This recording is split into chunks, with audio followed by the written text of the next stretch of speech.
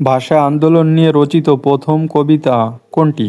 সঠিক উত্তর হবে কাঁদতে আসিনি, ফাঁসির দাবি নিয়ে এসেছি।